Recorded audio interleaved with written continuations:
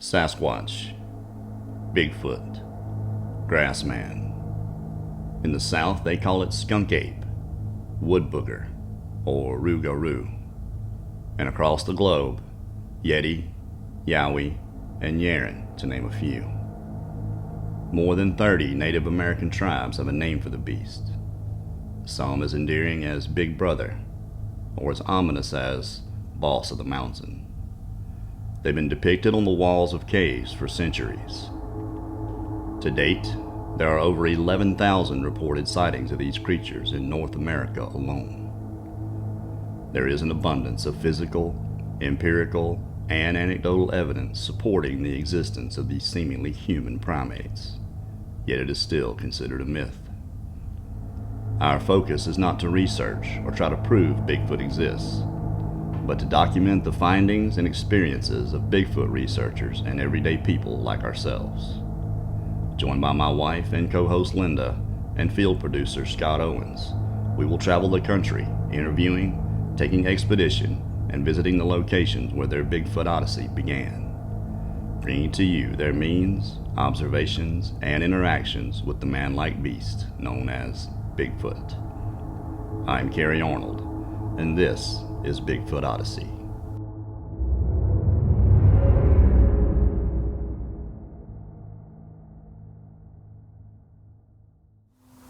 On this episode of Bigfoot Odyssey, we're in swampy South Louisiana. We're with Carl and Rachel Gautreaux. Now their Bigfoot Odyssey is relatively new and ongoing. They've experienced strange things like bumps and bangs and foul odors around the house for years, but just explained it away. It wasn't until they found a set of 17-inch footprints in the backyard that they began to think they might be dealing with the unthinkable, and suddenly finding themselves right in the middle of their very own Bigfoot Odyssey. Now, during the filming, we experienced some difficulty with our interview camera's autofocus feature, so we apologize in advance for the few moments of blur you're going to see during this film. Hope y'all enjoy the show. Carl and Rachel, cannot tell you how much we appreciate you guys letting us come down and just tell your story. I mean, I know it's been kind of short period of time that this stuff's been going on, or that you actually realized what was going on. But we appreciate you guys letting us come down and do this for sure. Well, like I said before, we just glad to have y'all. Well, you know, the whole idea here is not so much what's going on, but where you live. You know, this is, and I mean, we know that is it the Chaffalai swamp? Chaffalai, yeah. It's right there. Mm-hmm. You know, it's less than a mile away, right? Right. But to think that these things are coming Into a subdivision. That's right. I always look to you to finish my stuff. Oh, no. In a subdivision. I mean, it's kind of remote. I get that. Yeah. But I mean, I think this is important for other people. You guys are willing to put it out there, the things you're experiencing, what's going on here. You haven't actually seen it yet, but you got some pretty damning evidence. I believe that these things are coming up here and taking your dog food. Now, how long do you think it's been going on, really? I mean, you were suspicious of something. Yeah, I mean, when the dog food started coming up missing, which was what, June? I guess we kind of noticed it. Yeah. And didn't really think anything of it, you know, just dogs eating food. I came home on a Tuesday night. Rachel had cooked supper. Normal routine. Asked me if I could feed the dogs. I said, sure.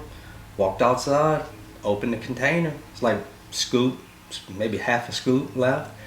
Poked my head in the door. I said, Rachel, where's the other bag of dog food? She said, well, I poured it in the can 2 days ago.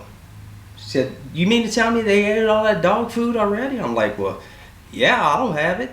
So it was just an inconvenience because we had to, you know, we got through eating. We had to run to PetSmart, get another dog, you know, bag of dog food, and just went on from there.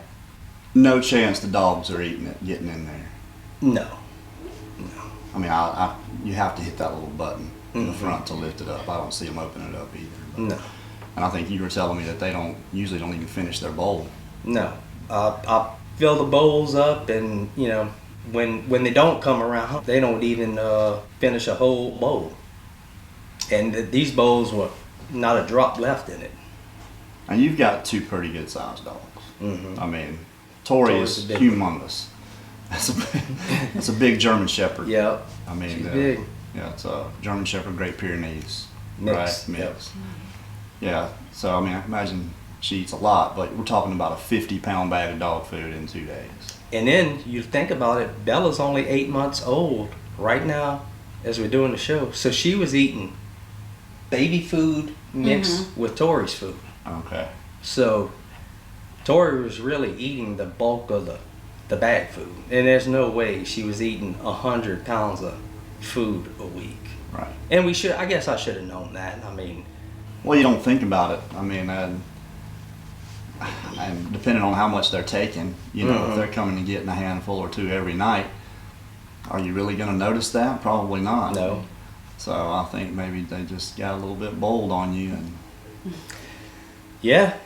I think they found them a little milk run, you know, and Yeah. you know. well, it's this can't be the only place they're hidden. No. They I have to be hidden other houses around here. I think so. You just have an easy access food source, and I mean, that swamp is right there. Mm-hmm. And I don't think they're starving. No. I think they choose to come up here. This is just what I think. I don't think they have to come and get your dog Right. food to survive.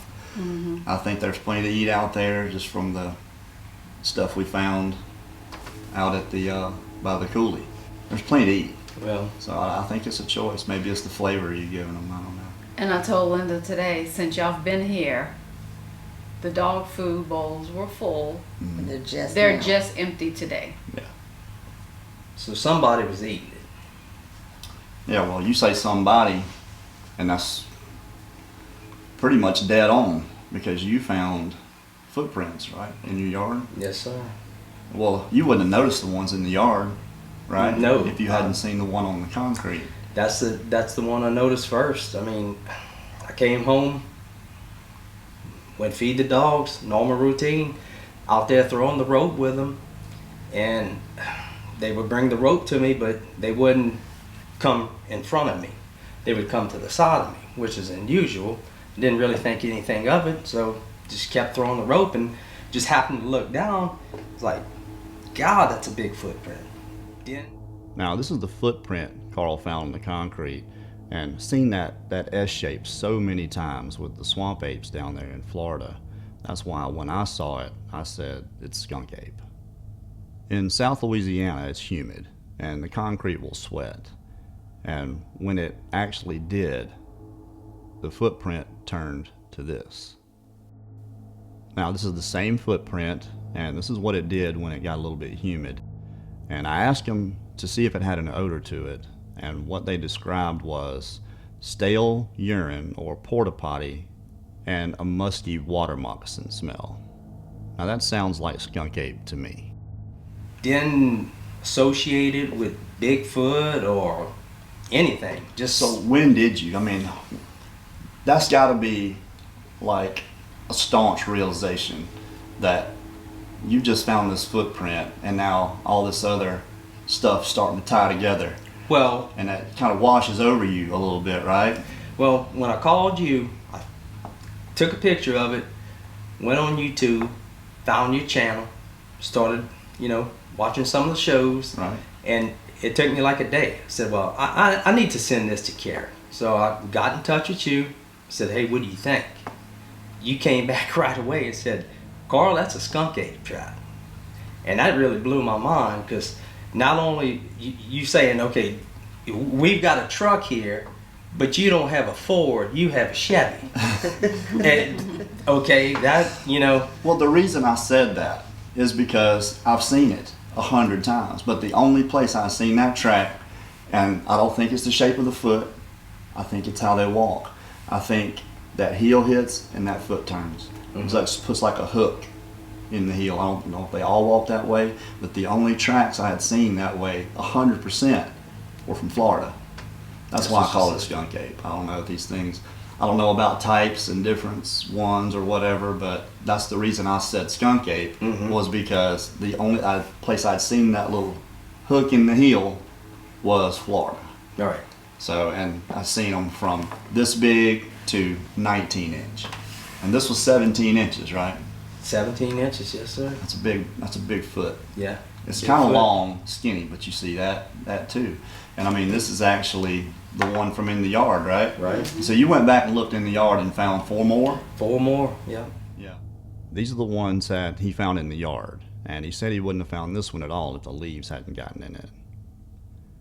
Now, these are not the only impressions. These were just the complete ones, and the deepest ones he found. He said all of these were 17 inches long and 2 inches deep. Bigfoot indeed.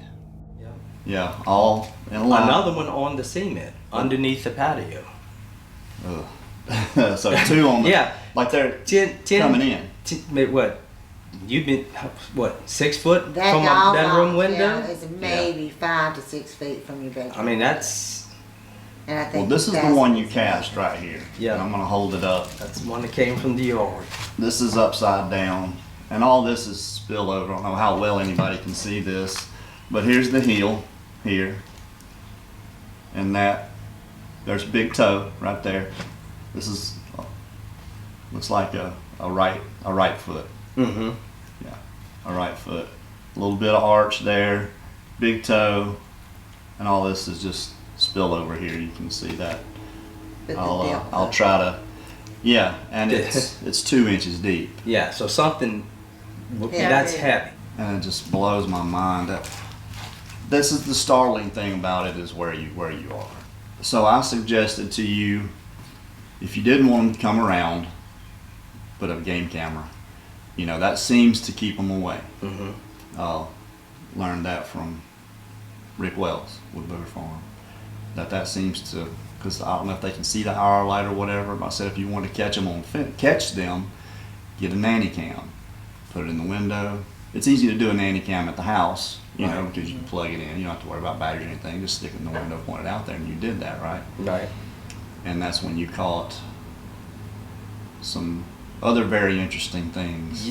Yeah, to say the least. I mean, crazy noises. I mean, whistles, knocks, which you got the video on that one. That's probably one of the loud. Of course, I mean it's right there. Yeah, I mean, but that's It's still to 15 me. feet away. I've watched it, like I said, 100 times, and I still can't get over that. That's just insane to me. I mean, you know, Well, the way the dog acts is there's no reaction. well. I mean, She kind of does. I mean, she walks away, spins around, tail wagging a little, mm-hmm. not really concerned or worried, lays down, but stays trained on that one spot. Yeah.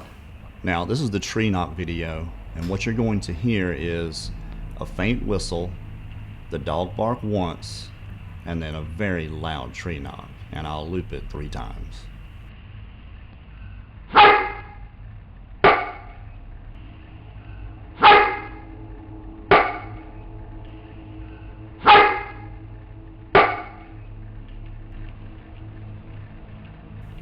Now, what's interesting to me is the way the dog behaves.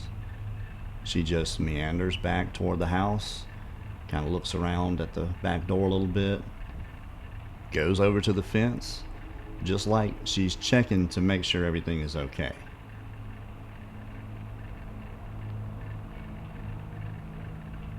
She's going to come back, check on Bella, who's kenneled up there.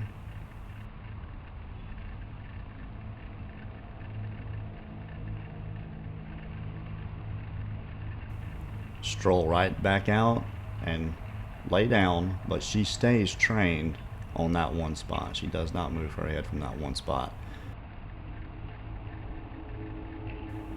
Now, she doesn't bark again until about 10 minutes later in the video, but it's multiple barks. It's not just one bark.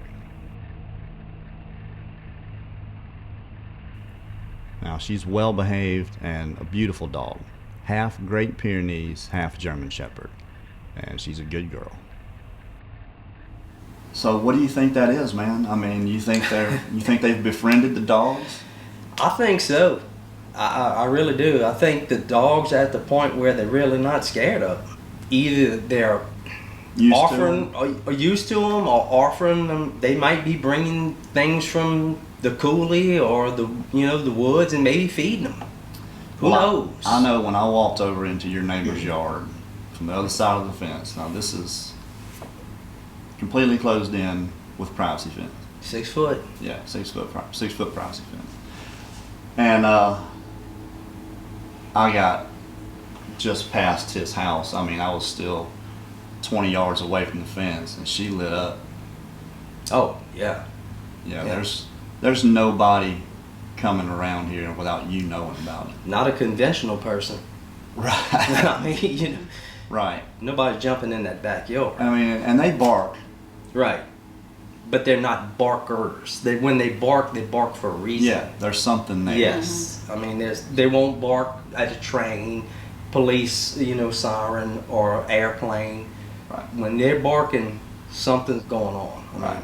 And I find it's funny, every time I walk out this back door, Tori makes a beeline for that area and looks back at me like she's protecting me because she knows something is coming there. And when I walk outside, what she does is she takes off and she starts running that whole perimeter of that fence, barking.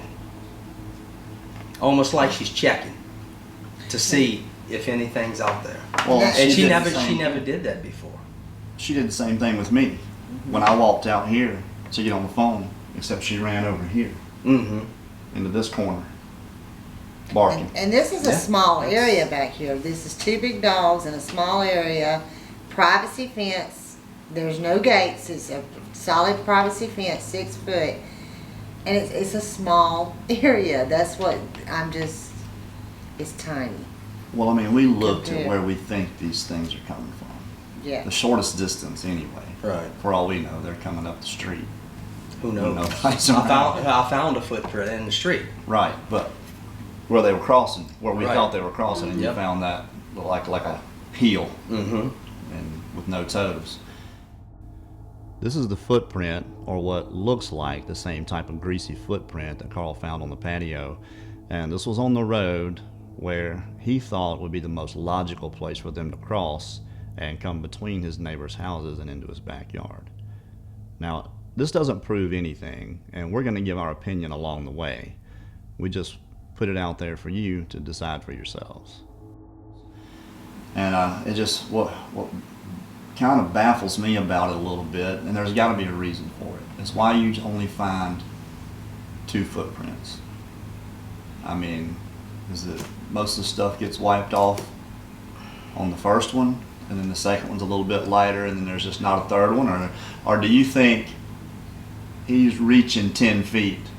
No, I don't think he's reaching 10 feet. I don't know what that is. I mean, from what I heard and what you've told me, their skin is real oily, and you can plainly see that on that footprint on the seat. Because it stayed around for a while. Oh, it stayed around for 5 or 6 days. And you can still go out here right now and you can still see the impression. Not as good. Almost like it stained the concrete. Yeah, well, I mean, that's all we've heard is that they have some kind of oil on their skin. I mean, Yes, they do. It makes sense. Yeah. If you look at, it looks like a piece of a vine, Mm-hmm. like a Tarzan vine. Right. And you found that leaning up Propped up against a tree. Yep. Just Just walked out there one day, going to the outdoor kitchen. I just noticed this little piece of vine or whatever it is leaning against the tree. Now, this is the vine. It's a piece of vine, what we call Tarzan vine, that you usually find grown up and wrapped around oak trees. But there's none of that. The only place you're going to find that is down by the coulee. That's the only place we found it. And you see the proximity to the house. But, I mean, how does that get there? And how does it get leaned up against the tree like that? Now, this is a close-up that we did of it, and you can see that dark spot right there in the middle, and that appears to be that oil. It has what looks like fingerprints on it. You can see right there where I'm about to put my pinky, except my hand wasn't wide enough to go all the way across. It was a good inch where it stuck out either side of my hand. Now, I don't have humongous hands, but they're in proportion to the rest of me. But I don't know how well you can see it on here. I can see it pretty good, just really because I know where to look. But that looks like thumbprint and pinky print, and of course the palm in the middle. I didn't take pictures of it. I just picked it up. I just thought it was something maybe the dogs were playing with, but started looking at it, and it's got that same greasy but handprint.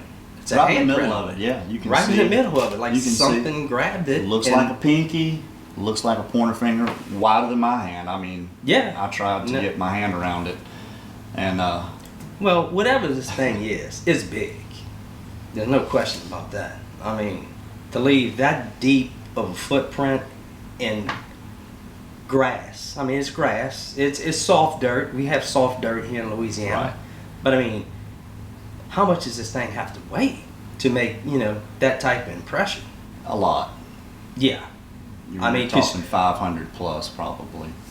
If you got a 17-inch track, you can assume that if you do the 15% body ratio thing, that's over 7 feet. And from reports and things that you hear, these 7-footers look like Paul White, Big Show, the wrestler. That guy's 500 plus pounds, 7 feet. But So, how can something that big sneak up right here, come around, come underneath my patio, I get it. open the lid, and take out dog food?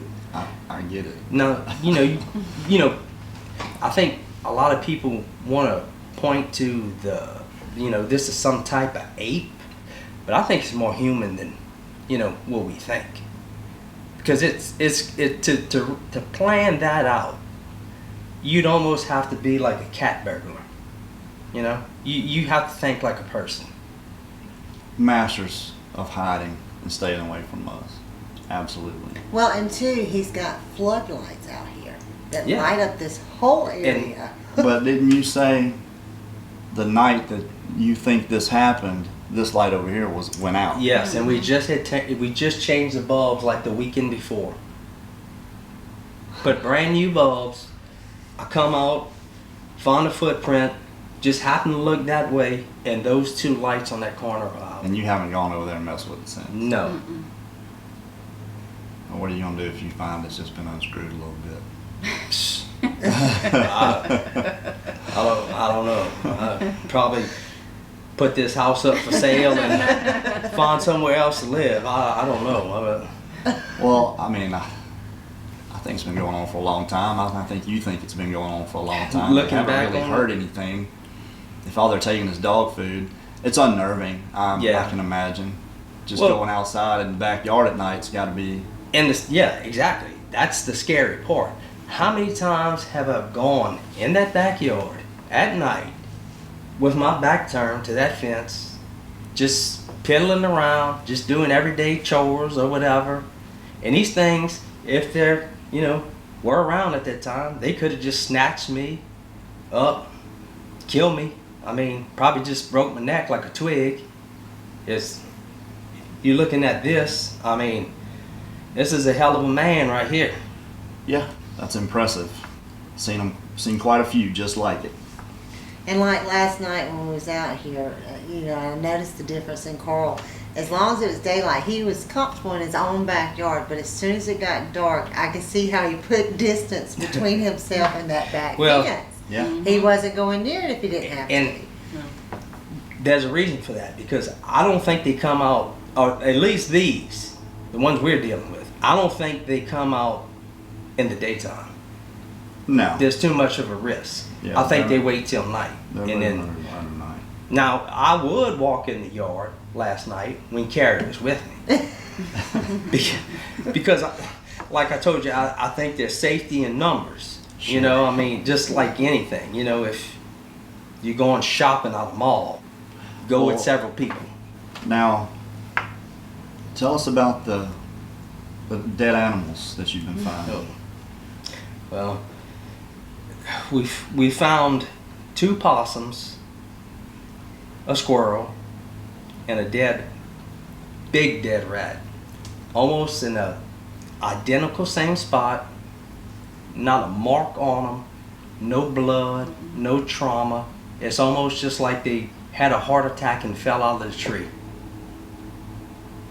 And that's strange. And of course, we've talked about this. There's absolutely no poison because he's got the 2 dogs. But the 2 dogs won't go near these dead animals. They will not go. They wouldn't go. They would not go around these footprints, and they would not go around those dead animals. It's almost like they knew something was wrong. Because normally a dead animal, that's like a toy for a dog. They'll roll around in it. She was like, "Oh my God, they're gonna stink." They're like, I went look at them. Not a mark on them. Didn't smell. They never even touched the thing. The second one I found, he wasn't even stiff yet. Not a mark on him, my dogs. So what is going on here? I'm gonna say this, and I'm probably gonna get pounded for it in the comments, but I talked to several people recently, and they said trading was a big deal for these things. If they're taking something from you, they're gonna leave something, usually. And I mean, possums, I've heard about people eating possum. And I heard my dad talk about it. I mean, he didn't eat it, but he said, you don't eat them because they're just greasy and nasty, and they eat everything. I would eat the dog food before I would eat the Yeah, possum. I think I would too. So I mean, maybe that's what they're doing. Well, in it, like It's in the same place every time. Exactly. I mean, within a foot. Yeah. I found these 4 dead things within same area. Yes, exact same area. Just like it just got dropped right over the fence. Exactly. Because it's just a few feet from the fence. Yeah. I mean, that's Right where those footprints. where those things go, where you actually came out one night and you just snapped a couple of pictures, and when I zoomed in on them, it might be pareidolia. If it's pareidolia, it's good. Yeah. This looks like 2 faces to me. This is a close-up of one of the pics he took, and I don't know how well you can see it there, but right there in the shadow of the post are those 2 faces. One looks gangster and one just looks like a gargoyle. Could be pareidolia, I don't know. It's just very interesting. Right in that shadow, where if they were looking over that fence, that pole blocks Exactly. is in that shadow, so they're standing right in that shadow. It's almost like these things are like masters of hiding or concealing themselves. Because you look at that picture, you see that pole, you see where the reflection is off the light, and he's standing right in that dark spot. Now he could have been 2 or 3 inches over, 2 or 3 inches this way. He's going to be in the light. But no, he was right there in that dark spot. Yeah. So that's not a dumb animal. No. I mean, I'm sorry, but that is not a dumb animal. Well, plus, if you think about this, that's a pretty bright light shining back this way. 100 watt. Yeah. So if you're behind that light's in your eyes, you can't see quite as well as if you block. You can see a whole lot better from behind there. So there's probably dual purpose to it. Yeah. These things, they hide in shadows. That's all we've ever heard. And I've never really seen one like what you saw, and from what you tell me and other people who have seen them, you don't want to see it. And Not I like really that. don't. I told you that several times, and Linda, she knows I don't want to see it. No, I really don't have to see The it. funniest thing to me was when you told me that you wanted to see it on the side of I-10 doing Exactly. 75 miles an hour. Said, that looks like a Bigfoot out there. That's how I want to see one. I don't want to see one in my backyard. I want to see one zooming down the highway and walking across a field or something. Right. Yeah, that's my idea of seeing one. Well, I think, to me, this is important. I think what you're doing is going to help some people. maybe open their eyes a little bit, realize, start maybe looking around their own house, because you don't have to live off in the heart of darkness No, for this to happen. not at all.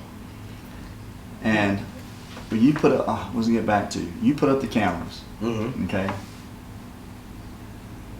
And kind of think that they might have noticed that there was a camera out, and it's upset them a little bit. Yeah, that's when the rocks started started, And and this is what you found in the yard that's been hitting the house. yes, And this is concrete that looks like just the rest of somebody poured a slab and had some left over and they went and dumped it out somewhere and dried. That's what this looks like. yeah, that's exactly what it looks like. And that's a pretty good sized piece right there. This is the one, and you had the video that we hear the roar, and then you hear the bam, and you see the eye shine. This is actually what he threw. Now this is the video, the eye shine video. This is just before it, and you're gonna hear that rah, bam, and then the rock hits, and I'm gonna loop it 3 times.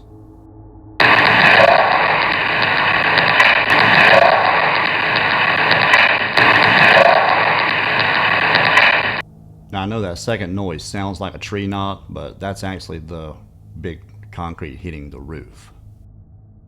Now this is a daytime perspective of the eye shine video, and that far left eave on the neighbor's house is where you're going to be looking.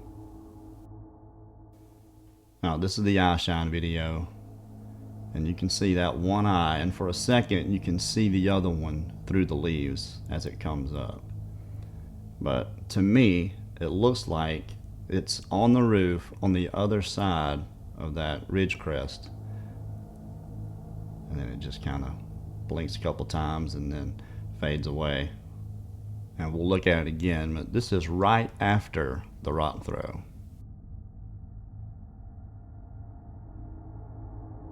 I thought it might be standing there, but when it comes up over, you can see that light back there. It doesn't block it out, so it's got to be on the roof, and it just fades back over the ridge. And you found it, what, just laying right down I found there? it right outside this window, right here, about 2 foot from this window. Now, there are none of these rocks in this yard or around this house. No. We have walked this whole neighborhood. It's not in anyone's yard, but found some down by the ditch, the coulee, Coulee. as they call it. It's a ditch, guys. But, Yeah. It's a 12-foot deep ditch. Yeah. It's a very good travel corridor. Yes. Exactly, it's almost like a highway. I mean, like I said, me and you can get in it, and we can walk to the Gulf of Mexico. Now, this is drone footage of the coulee, where I think, and Carl also thinks, would be the shortest distance to travel to get to the backyard. Now, it's a lot deeper than it looks. And it's about 20 feet wide and about 12 feet deep at the deepest spot. They can come right down through there. If you weren't looking for them, you definitely wouldn't see them. Connect with those woods right there. There are houses there, but there's a fence. You know, where there's no trees in between there is a fence. So somebody could get through there at night, especially without being seen.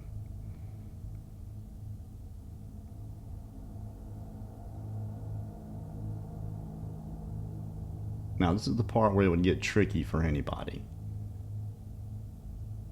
is getting past this first set of houses, getting across the street where Carl found that half footprint, and possibly going between the houses, either the yellow house there or the house on the corner. But the one in the middle is the one that's directly behind Carl's house. And you can see that big crepe myrtle in their backyard.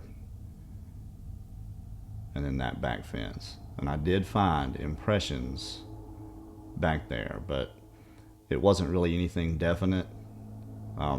Something made them. Now, Carl's and Rachel's neighbors directly behind them there are an elderly couple. I think they're in their late 70s, no kids. He says he never sees them. But I mean, you can see The neighbors are all around. This is, to me, what makes this incredible. Now you can see me standing there in the front, flying the drone. Carl comes out. Just trying to give a little perspective here. You know, we got the drone, we figured we might as well use it. I mean, that's not a short distance from that far left eave on the neighbor's house, just below that white chimney, to the fence, and then to where the camera was. It's about 50 yards.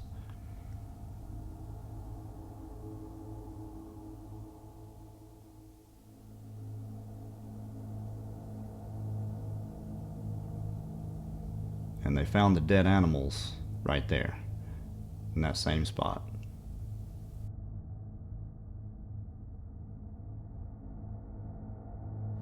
That has to be part of it. And some of the houses around here are pretty new. Mm-hmm. This one's been here for a while. Some of these back here are new. So what I think is they've been coming here for a long time, and there's just more houses and stuff come up around, and they just haven't stopped coming. Right. You know, simple as that.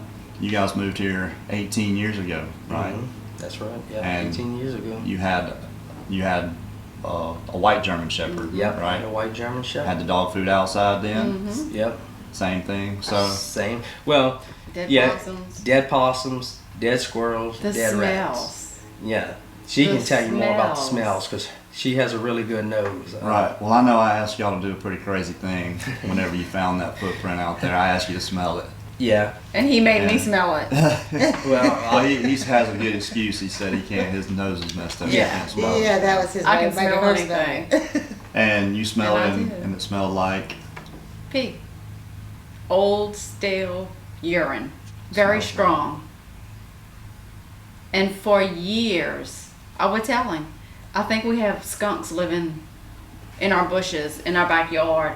Never saw a skunk, but I would smell that skunky smell almost every day. We smelled it the last time when we went down and shot with Richard. We smelled that, but it wasn't exactly skunk. It was like a dirty. It was a lot more dirty smell to it, like it was funky, funky skunky. The Porter potty skunk. that's Well, and that too. that's my. Bad. That's what Carrie asked me. I actually went and smelled it, and she finally said, "You got to go smell that thing." I was like, "Okay." So you asked me, "What does it smell like?" And I told you it smells like a porta potty that's been sitting in the sun down here in the summertime, 100-degree heat, mixed in with a water moccasin. That's the only two things I've ever smelt that, smells like two things to me. That strong urine smell and a water moccasin. I don't know if anybody knows what a water moccasin smells like, but you really don't want to smell one because it's not a pleasant smell. Right. No, I've smelled them. Yeah, you usually smell them before you see them. Exactly. And this is all within the last 2 weeks. These here, right? Since we put up the cameras, yeah. That hadn't even been that long then, has it? Well, I got in contact with you on December 5th. Well, sent you I the guess so. It photo. has been about 2 weeks. So, yeah. But I mean, 3 just weeks. since you put the camera Oh, up. yeah. Since we put the cameras up, yeah. Yeah. Now that they started throwing rocks, and I don't think they like the idea that we put the cameras up. And I didn't think about this. There's a little green light on the front of it, and I think they can see it a mile away. If I'd even thought about it, I'd have said you might want to cover that light up, But was it the first night you put the camera up? You had it in the window, and you had the window open to the kitchen. Yep. You come back out there, and the camera's On the ground. on the ground. Yep. Now, if you look at this camera, that just doesn't look like it just wants to fall over by itself. No, and Something would have had to hit it. I think so. I mean, it's pretty stable. It doesn't look like much, but I mean, it is actually, like you said, it's pretty stable. And I mean, you would almost have a hard time, somebody would have to. But you didn't just In find this- it. You didn't just find it falling over. No, I found it on the ground, and it's sitting on a windowsill about this wide. So I don't know. It's getting crazier and crazier. No, I hear you. It's mind blowing that this is happening here. It really is. Yeah. And that's I why mean- we wanted to come down here and document this, because we think it's important that other people see this, that they actually start looking and paying attention. Yeah, be aware of your surroundings, because like I told you before, you know, I live in a subdivision. I got a 6-foot privacy fence, got houses all around me, any way you go. I mean, we got 2 huge dogs. There's no reason for you to think anything bad would happen to you. If it weren't for the footprint. I still wouldn't know. I still would not know. To this day, I still would not know what was going on. When I found that footprint, that's when everything changed. Now, Rachel, you have bird feeders back here on this tree. And you have the white one and the lid screws on it. Mm-hmm. And you found it. The lid Apart. completely on the ground and all the bird food gone in a day. Well, at night. And this was happening every day. She put the bird seeds in it, and she would go out the next day, and they'd be either on the ground or completely empty, and the top would be on the ground, and she was cursing the squirrels. Them damn squirrels. The squirrels were unscrewing that big top. Well, I mean, what else you think? Well, Sure. and then No, I you know, get it. You know? people brought up, you know, hey, a raccoon can do that. Yeah, he can. But the crazy thing about it is, since we've been here 18 years, we have never seen a raccoon. But yet you've seen coyotes Mhm. walk Seen the coyotes, streets. You've seen rabbits. everything else. I mean, just about everything else except no raccoons whatsoever. And that's very strange for South Louisiana. Yeah, it is. I mean, this is a rural subdivision. Right. I mean, there's plenty of woods around, but it's just a lot of houses. And the way these things are given, they're, to me, something that big. Are they crawling? I mean, what? It's hard for me to fathom how they're not being seen. I don't know. And you don't know what your neighbors have experienced. You haven't talked to anybody, No. right? You don't No, know what I mean- they might have seen or heard or. Because how do you even start that conversation? You know? I know. And look, get it. I know my neighbors well, on both sides of me across the street. I mean, I really wouldn't feel comfortable, so I wanted you to come and say, yeah, I think, yeah, you got something going on here, before I do go and tell them about this. But now you have one neighbor you said that had a lot of cats at one time. The lady on the corner had about 20 feral cats that she was feeding, and now she's down to about 3. So, I don't If know you where feed the a cats cat, they're coming back. No. Yeah. Any Absolutely. animal. You Just feed about any any animal. animal. Yeah, That's right. it's Yeah. free food. They don't have to fight for it. I guess cats taste better than possums. And And raccoons. coons too. And turtles. Now that's something interesting. When Yeah. we went over there to the coulee, you guys walked to the other side and found. Now I've fished for my entire life. I fished rivers, creeks, ponds. I've never found one turtle shell complete. The whole thing, where it looked like the turtle just walked out of it. That's what it looks like. And we found 5, all in the same little area right there today, just laid up on the bank with no turtle in it. Now, here's the turtles. Here's one of them here, and you can see that's fully intact. There's not a mark on it other than just not having a turtle in it. And there's another one laying here by this tree that's pretty much been ripped apart. It's one of the few that were not completely intact.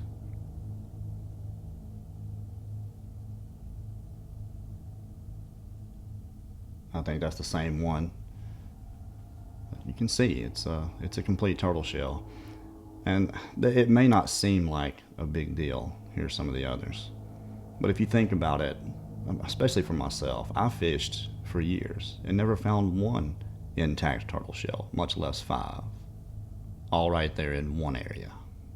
No, turtle's Well, gone. and and that's why we went back there, because they had said that they had turtle shells back there that was whole, but there's nothing in it. So we went back there to look at it, and on this side where they had seen the 3, Rachel and I decided to cross over and go to the other side. Well, there's a tree here and those 3 here. here's a tree on the other side, and then on down is another big tree that has some shaded area. Both trees, like the base of the tree, there's whole turtle shells again. Not a mark on the shells. At both trees, like something just sat down there. They had 2 or 3 and decided, hey, you know, I don't know. And well, somebody mentioned that birds can eat turtles, and that may be the case. But you're probably talking about a turtle maybe this big or a little bit bigger. But these turtles, you saw the shells. No. I mean, this is. It's not an alligator. They're too intact. No. There's no chew marks on it where a wolf, coyote, or dogs or cats or anything got a hold of them. I mean, you can't say for sure, but it's all these little things that add up. Well, and like you said, though, I mean, it could be natural things. Turtles can die, but so many of them in one place is the thing. Well, you said you fished. I fished. I grew up in a swamp. Lived in Morgan City, Louisiana for 35 years. Never seen a turtle shell. Grew up in the swamp. I mean, we would play in the woods, build tree houses, fish, ride bikes. Never saw a turtle shell. You just started working backwards from the footprint. Right. And then these things, I know, all this other stuff starts to come back to you. Strange things that have happened that you just said, oh, that's the neighbor, or this is whatever. Well, we always heard bangs, noises, but it's like, okay, well, what was that? Well, it's the neighbors. Well, it's somebody messing around with the dogs. The dogs killed the possums. The dogs killed the squirrels. But looking back at it, there's, like I said, there's not a mark on these animals. It's almost just like they died of heart attacks. And set aside the fact that they won't even go around it. Exactly. They kill it and then won't go around it. They won't touch them. Go even get within 5 foot of them. Well, that wasn't the only suspicious thing that we found. You can see, looks like something's laying down in that grass. Yeah. Something pretty big. Now, this is the area, and you can see that grass where it's been pressed down there. And this is where that coulee makes the turn. We'll get an aerial view of it. Now this is the aerial view. You can see where that coulee dips. It's right there on the end. And again, it doesn't prove anything, but it's just more evidence that supports the theory. But there's also all that brush piled up right beside that oak tree. Now this is the brush we found piled up, it was beside that one tree. And again, somebody could have done that, probably did. But that doesn't make it any less of a good vantage point for something to come up out of that coulee, have a look around, and see if the coast is clear. And there's another fence, good enough to stay hidden behind. If someone wanted to, just walk right down that fence. And we went over there, we didn't see any kind of footprints or anything. But again, it's an access point. It's a place that something or someone could come down without being seen to make it into the rest of the subdivision. That'd be the spot to sit. Yeah. Watch all this around here. The way that tree sticks out right there, I mean, you can look down, it's almost like a boulevard. You can just look down and see everything you want. Well, you guys are just normal everyday people like the rest of us. You have a routine. Yeah. Exactly. You do the same thing almost every day. It's at the same time. You think they haven't noticed that? If we assume these things are self-aware and sentient, they're patterned. They've got you patterned. Exactly. The light goes off, TV goes out. Yep. Out of everything, the way the dogs reacted to you today, being dressed the way you are. Yeah, I have on all black. It was kind of chilly, and when you let them out this morning, she was fine with me last night, walking around playing. Everything was good, but I was standing in the middle of that walkway, and when she came out, she stopped. And started growling and easing up toward me, and I'm standing here talking to her like, oh, this is I could probably ride And that Carl thing. said that it's dark clothing, anybody that comes up that's in the all black or dark clothing, and you're a big man too. On Yeah. top of it, she don't want you around. No, she's So I mean, and last night she was all over here. He was Yeah. petting her, literally hugging and playing with her, and she licking it, and then when he changed that shirt. I mean, it's like a switch flip.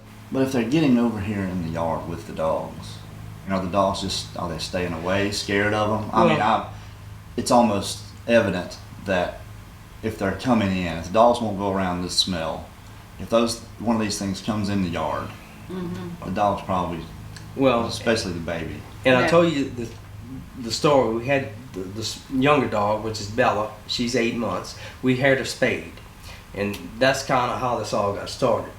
Had her spayed. She was in the house for 10 days. 10 days. All right.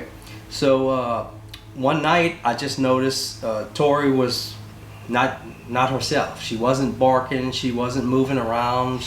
I asked Rachel, I said, did you put Tori in the outdoor kitchen? She said, no. Why? I said, well, don't you find she's quiet? She said, yeah. Now that you say that. So I had to She come was look. mopey all day. Yeah, just like. Like she lost her best friend. Just So I come look through the door right here, and she's in her kennel, just, head down, sleeping, kind of like she was just moping. And we thought at the time, Rachel brought up the fact that, hey, she's probably missing Bella, because it's almost like they're not sisters, but I mean, it's almost like it's her baby. Right. At this point, she kind of looks after her, and, we thought she was just missing Bella, but that's the night I think that he actually came in the yard, or had left a footprint anyway. Because I think they've been coming in the yard a long time. Because you go back to June when the dog food started missing. When you started noticing it. Yeah, started noticing. Well, I mean, that's you buy the good stuff, right? Blue Buffalo. $65 a I bag. think I'd notice a couple pieces were missing. I mean, hey, Tori has to eat a special blend because she's allergic to feathered animals.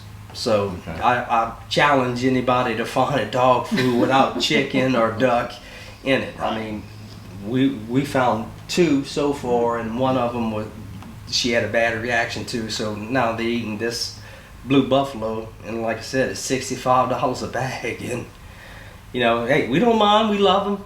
We'll do anything for them. But I don't know if I can feed 3 people or 3 dogs. Don't want to swap that for Oh. possums either. do you? No. No. And squirrels and rats. yeah. Yeah, that's not a good trade to me. But, getting back to the whole camera thing, and just the noises you're catching, the grunts, you've obviously upset them. I mean, how long have you been hearing stuff hit the house all this time, or this just started? I mean, like I said, we would hear bangs and knocks and stuff, and we always wrote it off. Oh, it's the neighbors or whatever. But since we put that camera up, yeah, it's escalated a lot. I mean, it's on a nightly basis. I think we hear on the video a nightly basis is what we've heard for a very long time, which sounds like a bang. Since the cameras, we hear the bangs, the howling, whatever you want to call it, and the rock throwing. I don't think this started till we put the cameras up. And look at this. I mean, this is a good sized chunk of.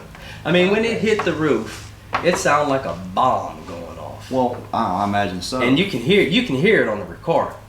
from where clearly. from where this came from, I'm not sure I could have thrown it No. that far.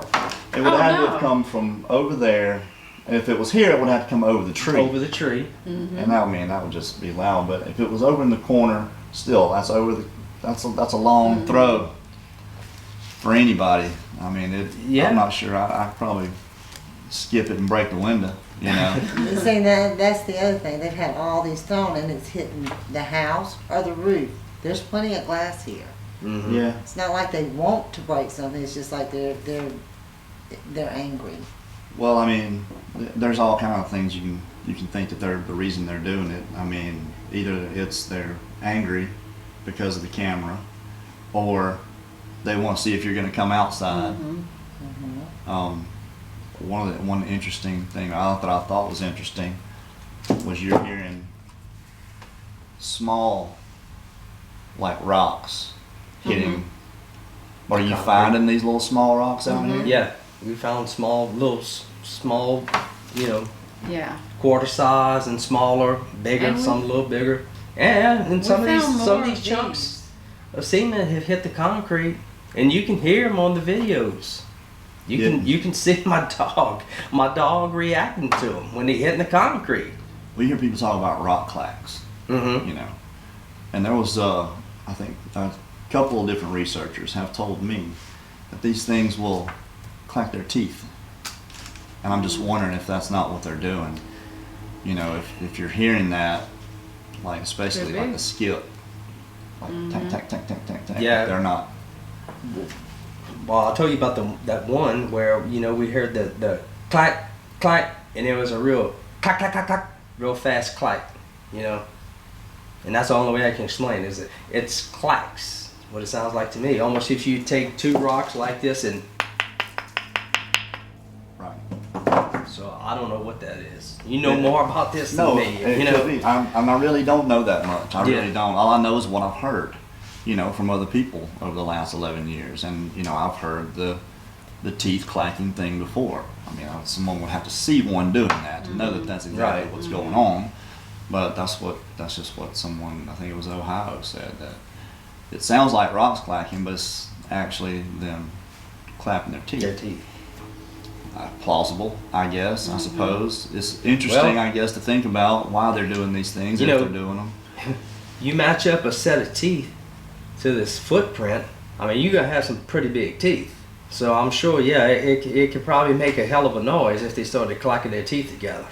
But you know, throwing things, that's a primate thing, whether it be human or not. We all do it. Yeah. Gorillas, chimpanzees, humans, orangutans throw things. This is definitely being thrown. There's no doubt about it. Well, it sure ain't dropping out of the sky.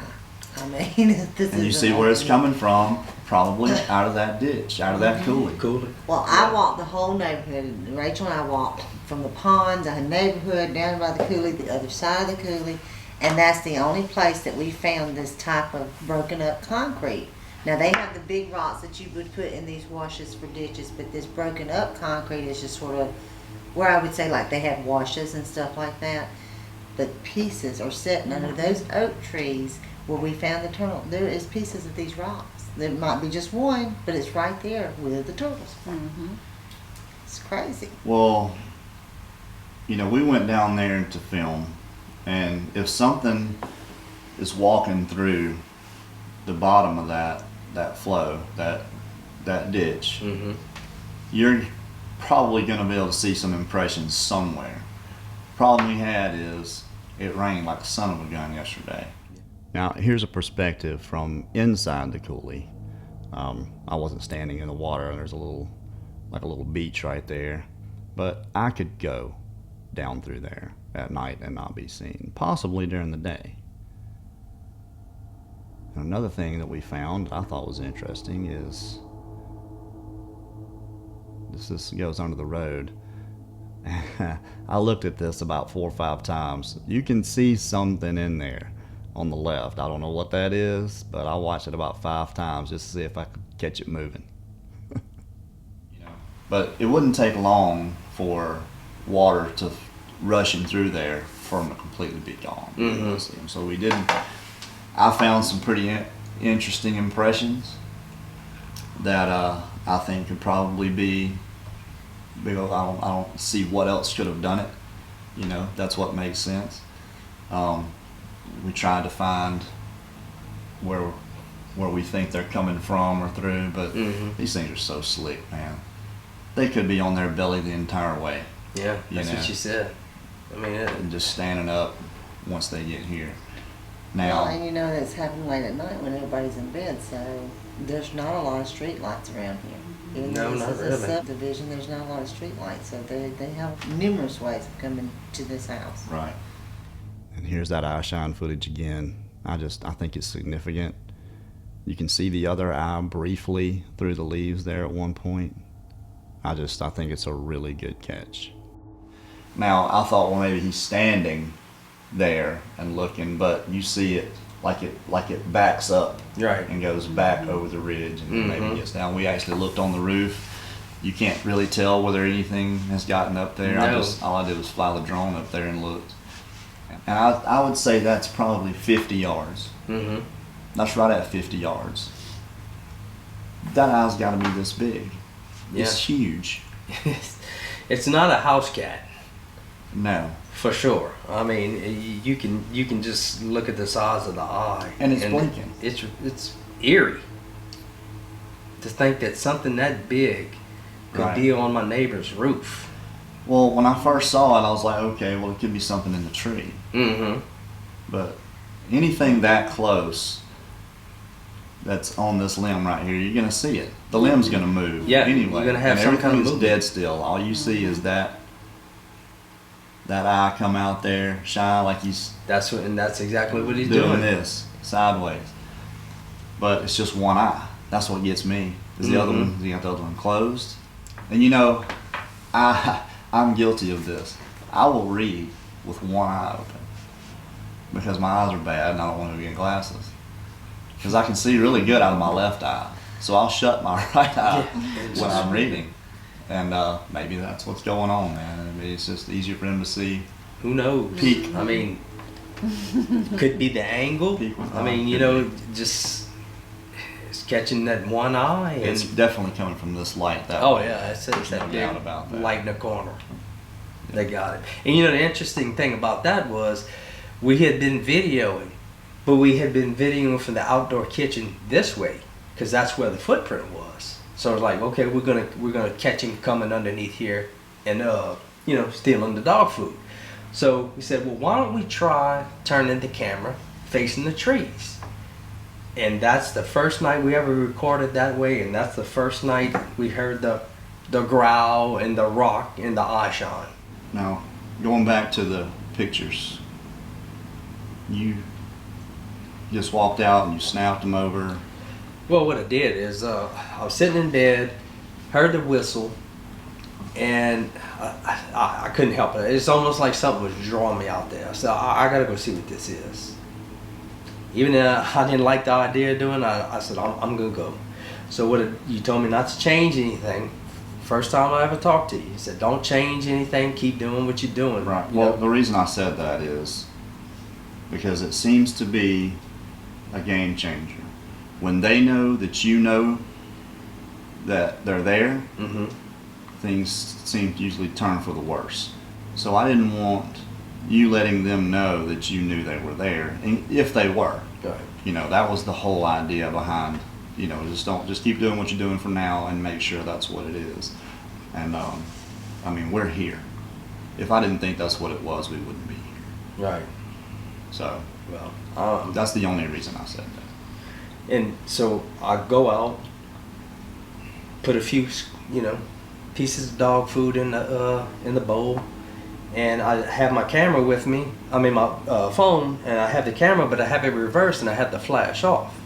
So I didn't want to look obvious, so I kind of just walked and held the camera close into me like this, and just chick.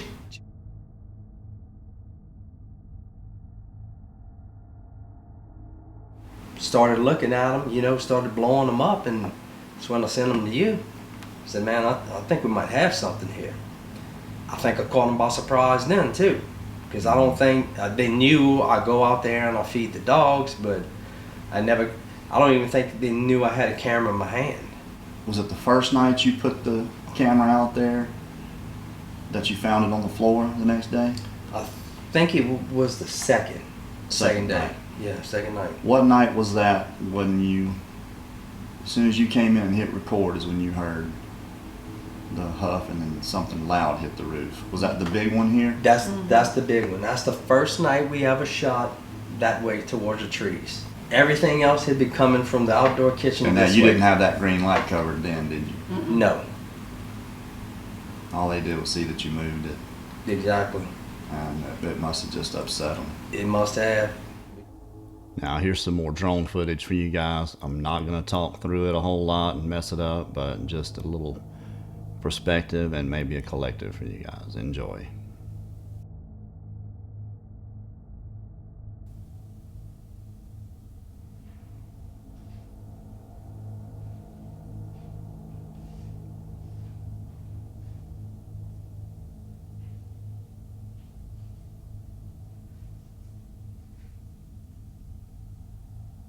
Now that coulee, we followed on Google Earth for about 50 miles all the way to the Gulf of Mexico.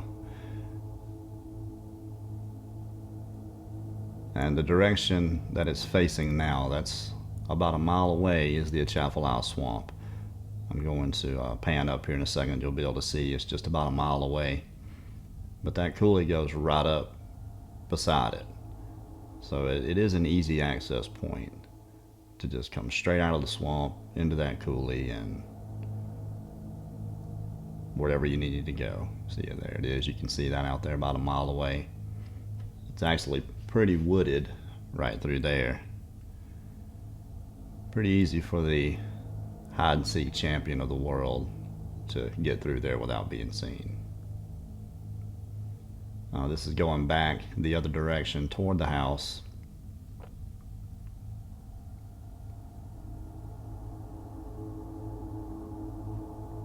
I said I wasn't going to talk through this a lot, and I guess that was a lie. Sorry. But you know, none of this proves anything. None of the stuff that we presented to you today proves anything. It's just a lot of evidence that something is going on. Something or someone is coming into Carl and Rachel's backyard. They're taking dog food. They're leaving huge footprints. They're throwing stuff at the house. Just a lot of, in my mind at least, damning evidence. This comes up, it splits right here by this pond. It's a very beautiful area. And that's the road that goes in front of Carl's house right there. And you can see it's rural, but urban at the same time. You know, I think a lot of those places just popped up there in the last couple of years. So, I mean, we're encroaching on them. But something or someone is coming into their backyard. They're leaving dead animals, or dead animals are showing up there. If they're leaving, if someone's leaving them, either as a trade or bribery for the dogs, I think they're being placed there. I don't think they're just finding that one spot and deciding to die there. It's been going on for a while. I'm not a very good drone pilot. I hope nobody got sick during that. And there's that little line of trees again, going right back toward the house.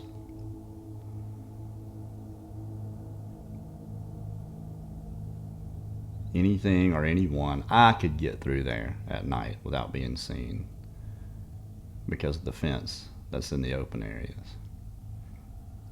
And again, here's the sketchy part.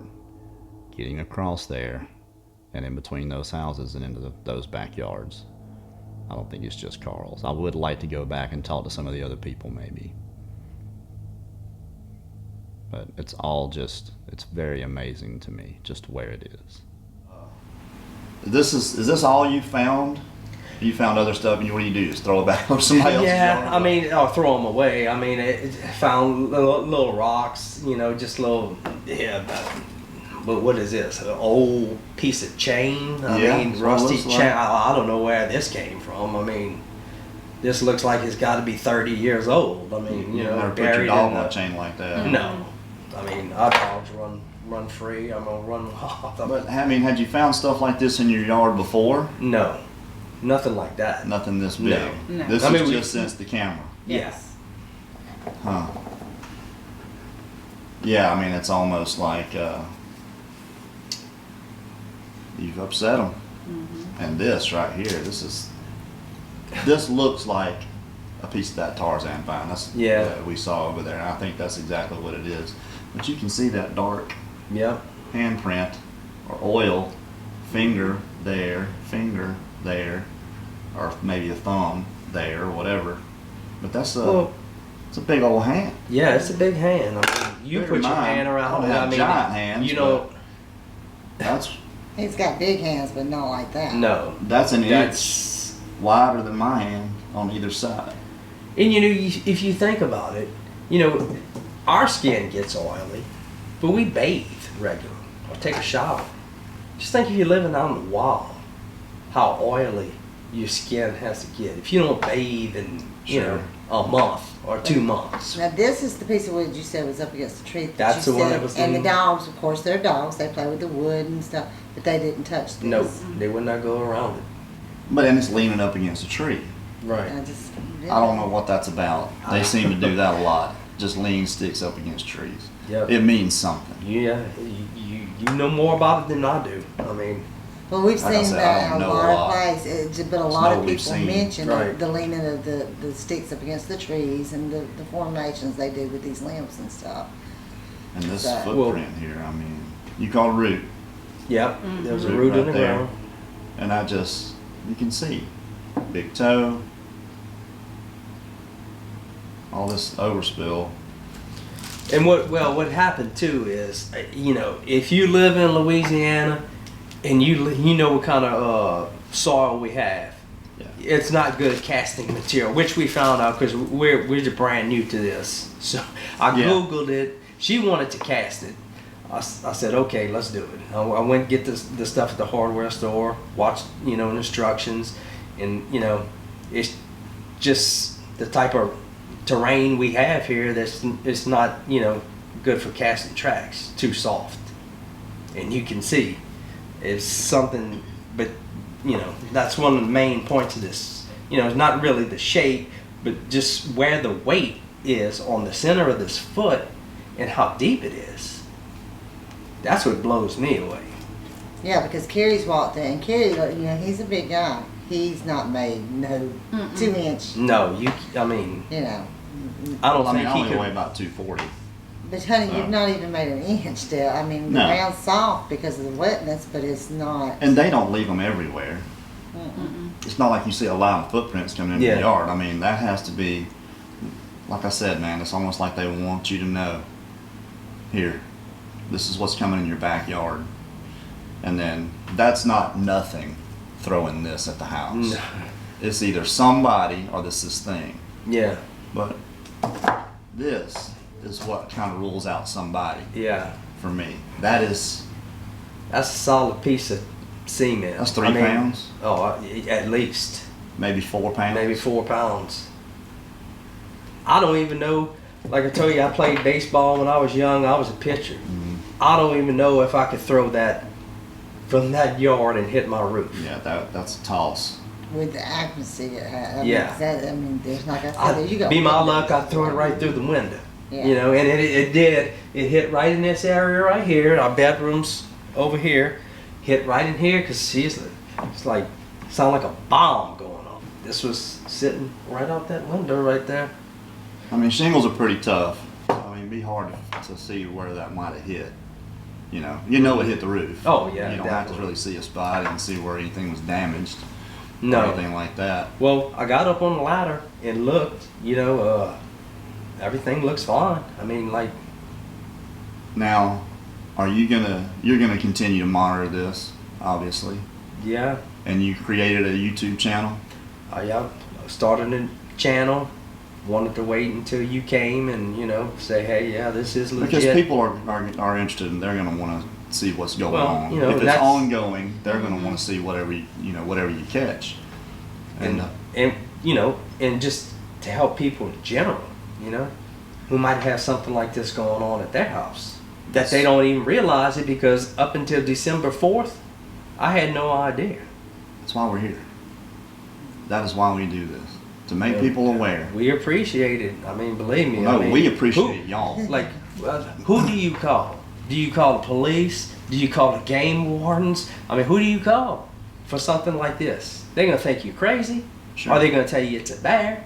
But as you can see, this is clearly not a bear. A bear, I don't think, can throw a rock like I said, man, I think it's important if one other person is experiencing this and having issues, that they're just baffled by the things that were going on. Maybe it'll open their eyes a little bit to this, and they'll.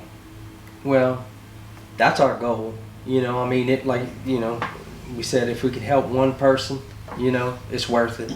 So, I mean, you know, a lot of people get ridiculed. They don't want to come on and tell stories, you know. Yeah. I mean, this could be happening to my neighbor down the street, or, you know, around the block. He just might not. He might not just want to say anything. This can't be the only place. He might have seen it. You know, who knows? Well, you know how people are around this area. Yeah. If you look at a sightings map of Sasquatch, there's a hole, great big hole right over Mississippi and Louisiana. And it's not because people aren't seeing anything there. We just don't report They're just it. not reporting it. Right. It's just not what we do. I never reported my sighting. Mm-mm. I still haven't. Yeah. Well, you wasn't I mean, raised to. Something like this is you keep it to yourself. You don't, you know, your family can know, but you Right. don't say Well, with- outside your family. Not you only know. that, with most, especially the older crew, Mhm. they know it's there. Mhm. If they see it, oh well, hey, I saw that thing. It's nothing to report. You know, Right. tell your kids, there's catamount out there, Come womp on scat in. or whatever. You know, be careful. That's it. And then everybody goes on about their business. That's maybe it speaks to just how backward we are. you know, Yeah. or how detached from the rest of the world or the country we are. Well, I think when people see this and see what type of setting it is, and you know, I know you got some good drone footage and everything. I think they're going to be shocked. Really, I mean, Yeah. Because I that- am. I'm Yeah. here, I'm living it, I'm seeing it, and I'm still like, I just can't fathom It's hard. where we are that this is going on. in 2019. Yeah.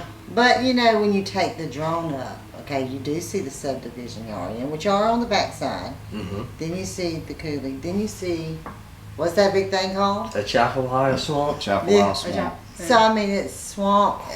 It's not really that. We walked it today. It's not that It's far not fetched. that far-fetched. No. No, it's not that far fetched that they would be in the swamp. It's that they're coming here. Right. And they've And- probably been coming here for years. Everybody we talk to says that that's where they want to be. They want to be on. They don't want to really be out in the woods. They want to be on the fringe of civilization. So 1 foot in, 1 foot out. The Watching, heck- watching us. why? There has Out. to be some human element in that. You know, Well, I mean, look at us. We're pretty damn interesting. You know, yeah. You know, if I you love need to the be people entertained, watch. just watch us crazy people. I you love know. the people watch. Then I don't think I'm so crazy. So there you go. Well, man, we really appreciate it. Don't know how much we appreciate you putting your trust in us just to try to disseminate this information for others to glean maybe a little something off of it. It means a lot. It really does. you know, like I said, that's our main goal. You know, just to maybe help somebody else. If somebody else who might not even know this is going on. You know, I mean, if you're finding dead possums, we haven't found a raccoon. We haven't seen a raccoon in 18 years, but I would say a raccoon, or you know, just things like that that doesn't make sense. You know, there's not a mark on them, no trauma to them, no blood loss. I mean, what are the chances of all those animals dying just of heart attacks or whatever In our yard. in our yard, in the same spot within 3 foot? Yeah, like I said, it all just kind of starts adding up. Is there any one thing in particular that you think anybody else needs to know, that you think might be valuable out of this? The smells, the sounds, Well, just everything you've the sm- already caught. The smell, she can tell you more about than I. What, I would say just be aware that it's not normal to smell a skunk, a pungent skunk, the urine smell, the hot garbage that just doesn't, it's not your trash can. Heard It's, that so much, hot garbage. yeah, I don't know Well, how not else that to, word. I don't know how else you explain it, but just hot And she nasty even smells garbage. what she thinks is almost like a natural gas, like a sulfur smell. Yeah. And there's no gas pipeline around We don't even here. have gas in the subdivision. Mm-mm. So, Wow. Just to be aware. Yeah. I Yeah. think that's a good thing. don't get comfortable in your surroundings. You know, even that's, you know, if you're in your backyard at your home, or you, like I said, if you're at the shopping mall, pay attention what's going on, and you know. And from what I've seen and you know what I experienced, these things exist. I mean, it's They do. not, you know, I'm a believer. Well, And you're you've you're never been experiencing one, it. so. They're it's almost like you don't have the luxury of believing anymore. No, You pretty much know. Yeah. yeah, I'm a knower now. Yeah. And that's pretty much how we see it. They say seeing is believing, but I don't think that's true at all. I think seeing is knowing, not seeing is believing. And we want to thank Carl and Rachel for opening up their home to us, having us come down so we can tell this story for you guys. Could not meet better people, just true friends of ours now, and we thank them very much. Well, what a nice trip we had down to Lafayette, Louisiana. It was pretty quick for us, just under a 3-hour drive, so we were able to run down there and shoot and come right back.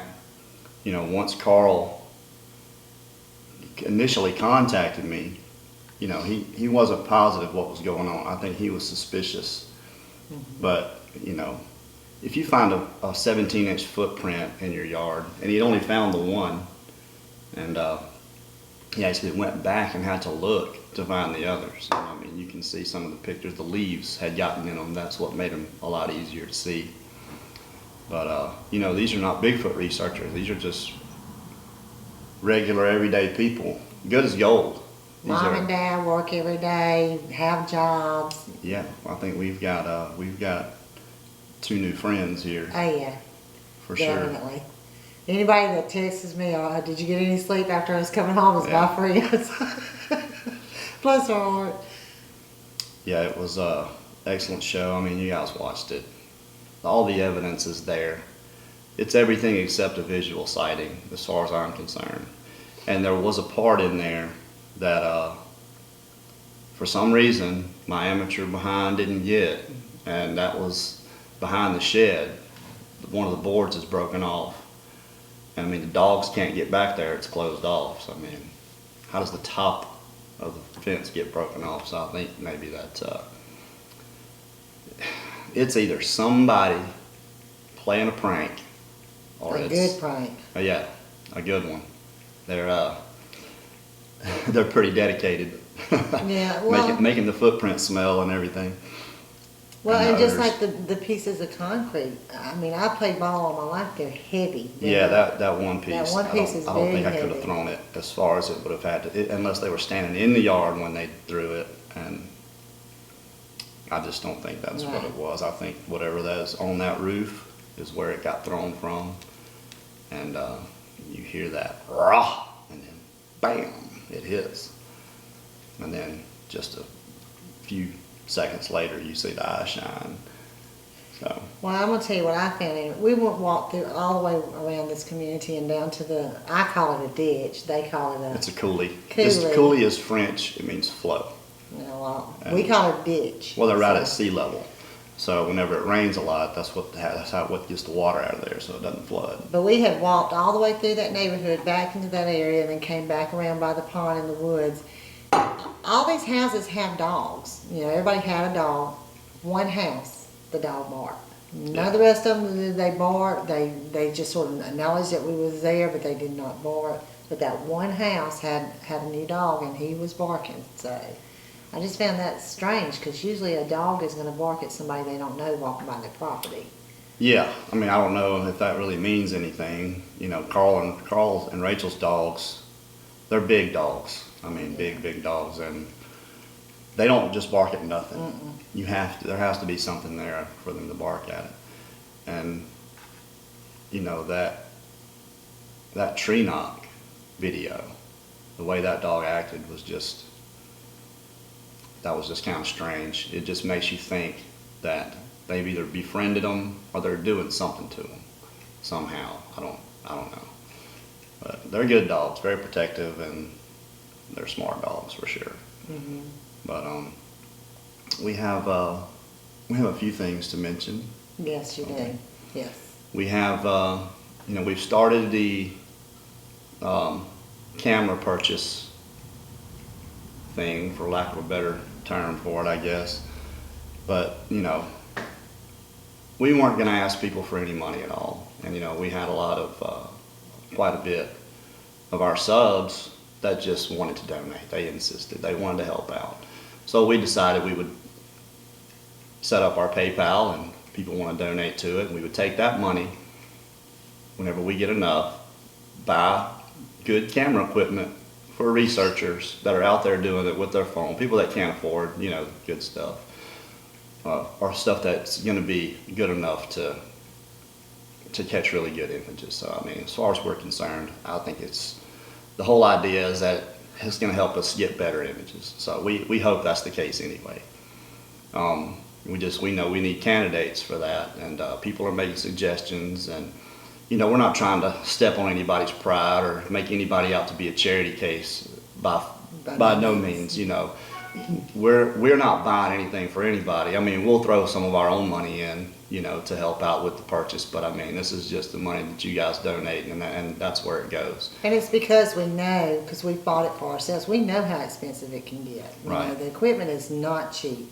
Yeah, and we have the Bigfoot Odyssey store where you can get a t-shirt, hat, mug, and then all that stuff's right down there in the description. You find the link to that. That's where that money goes also. Eventually, if we start making enough, I'm gonna start paying our guys. Scott Owens and Alan Yankelunas. Those guys work for nothing. And we got a lot better drone footage this time, so thank you, Scott, for that. It was just I was using the wrong card. You just don't know how important it is to use the right SD card. Well, and what was crazy, Moore put it in, and he's like, oh my gosh. Yeah. So it was a huge difference. Yeah, and I'm sure everybody saw it on here. It's some good stuff. But we got someone sent me a message that wanted to donate a set of night vision binoculars. And this man is an author from Arkansas, so we figured we would plug some of his books. So the least we could do. I mean, he donated a $1,000 set of night vision binoculars. They're a Sightmark Digital Ranger 5x42, 5x42 digital night vision binoculars. And this man's name is James Babb. Like I said, he's an author, lives in Arkansas. His books, he's got this series is, the first book in the series is Devil's Backbone, and the second book in the series is Devil's Trap. And then there's a third book in the series that he's getting the trailer together for, but we're gonna have the links to those in there. And they're fictionalized stories, but there are true accounts of Bigfoot or monster sightings and accounts in there. So he said those stories actually came from just things he had heard, I guess, growing up. But we've got a few channels we want to plug that we want to help out. We've got our next two shows coming up is Woodbooger Farm, Mr. Rick Wells, and Lady in the Woods, Miss D. Sims. We're going to be setting those up probably second week of February, and that's just because I have to go to work. But we're going to get those lined up. Houston Bigfooter, don't know if he's got his channel back up yet, but go check that out. That might be up. Snow White Bigfoot. Now, those guys, they probably, and Rick Wells said this, they probably document better than anybody the things and the happenings that they come across when they do their research. So go check out Snow White Bigfoot. Taylor and Tate, North Carolina Sasquatch Watchers. We just think those guys are doing it the right way. Plain and simple. It's Taylor, Tate, David, and I can't remember the other guy's name right now off the top of my head. But And of course, don't forget our very own Mr. Scott Owens has his channel, Bigfoot Explorer. He's got like 30 shows already lined out to film. So go over to Bigfoot Explorer. You know, don't forget to subscribe, hit that little bell, and you'll get notified when that stuff comes out. The Squatch Team, that's Bill and Sheila Tucker. I think they live in Texas, but they're a retired couple, and they travel to research Bigfoot. You know, kind of like what we do, except we make documentaries. We don't really look for Bigfoot. Normally the stuff that we go to get is already there. You know, if we get something extra, fantastic. But yeah, go check out the Squatch Team. Forget to like and subscribe on their stuff. Pretty good stuff. I would like to thank the ones when we do our live broadcast. You know, those are some that I enjoy. I really like sitting around talking to everybody. But our moderators that keep it clean, I would like to thank y'all for your time. I mean, I know it's hard to do because the comments come up pretty fast. Yeah. But we had some the other night that was getting them down as quick as they could. With Yeah, the they ugly figured out a language. couple, and we appreciate that. You know, we try to keep it, you know, rated G as much as possible. We want people to join the live streams for the discussion. And, you know, if people are going to be nasty and vulgar, you're not going to be around very long. They're going to boot you out of there. So we do definitely appreciate them. What else we got? I want to thank Carl and Rachel because they really went out of their way to make us feel at home. They were wonderful hosts, so thank them for their time. I know it was the first of the year and we had to work through the fireworks and stuff, but it was very nice. So thank y'all very much. Yeah, and send us your pics. You know, we've got a professional video analyst, Yank. I'll send them to him. We'll watermark them for you, whatever you want. We'll, if there's anything there, I mean, at least we can, at the very least, maybe validate or even debunk some of the stuff that you think you might have. So he'll work on them and do enhancements and things like that. Well, we got something here. Was that all we had?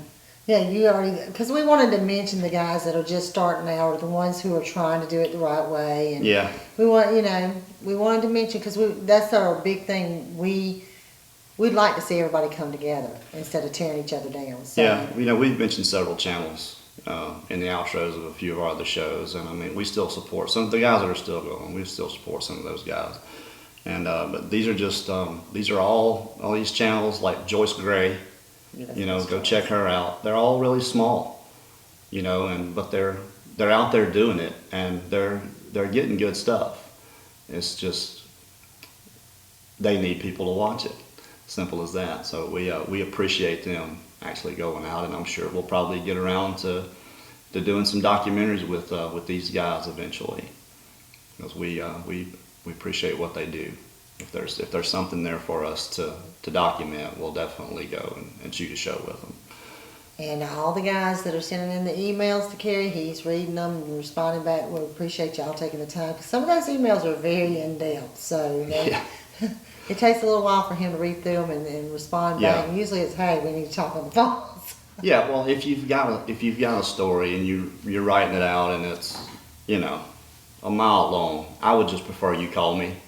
You know, I'll read it. It's just going to take a while for me to get back to you. So, and I mean, you can find my phone number at our website, BigfootOdyssey.us. My phone number is right down there at the bottom. I think it's on the cover page, actually.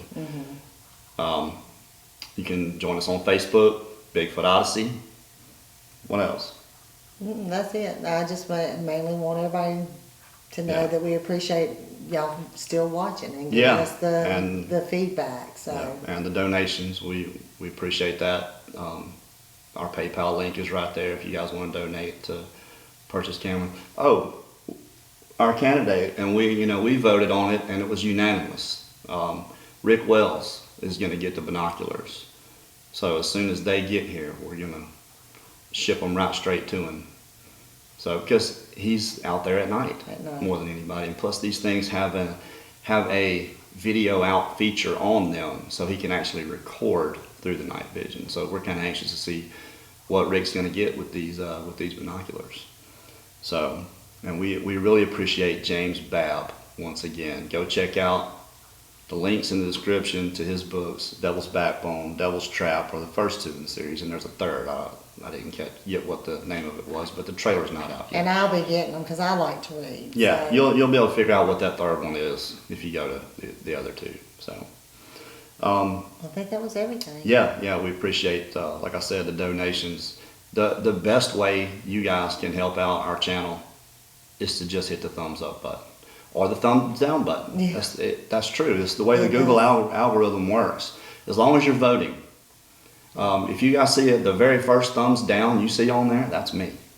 That's me. We give ourselves our very first thumbs down every time, and I don't know, we just kind of, I guess, trying to keep ourselves humble a little bit. So we dislike our own stuff, but it's not a negative. It's actually puts us in people's feeds, and then the more you get, the higher up the feed that you get. So. And we know there's always those people that's going to hit thumbs down, and before they ever watch it, they'll come on and automatically hit it. So Yeah, that's I probably okay too. I probably did something to That's upset okay somebody too. along the way here. There's quite a few people that are blocked from our channel. So yeah, don't be one of those guys. So it's usually the ones that are just being nasty, making fun of our accent. Because this one, there's some accents in this one. Oh yeah. That's for sure. It's between us and the Gautreaux. My southern slang and then the Right. the Cajun, it was different. Yeah. Cajun French, and I call it redneck.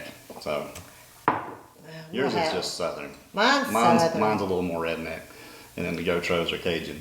So yeah, there's some accents here, but again, we appreciate everybody watching. If there's nothing else. No, I just, like I said, just wanted to make sure everybody knew that we appreciate everything they do. So Don't forget to like and subscribe for Carl and Rachel Gautreaux, the Bigfoot Odyssey team, Scott Owens and Alan Yankelunas, my beautiful wife Linda. We hope to see you on the next Bigfoot Odyssey. bye, y'all. Hey, thanks for watching. Don't forget to check out the Bigfoot Dogman Research Project. DDoS interviews M.K. Davis. It's a 2-part series called The Bluff Creek Conspiracy. And don't forget to like and subscribe. Hit that notifications bell. We'll let you know when the next Bigfoot Odyssey is out.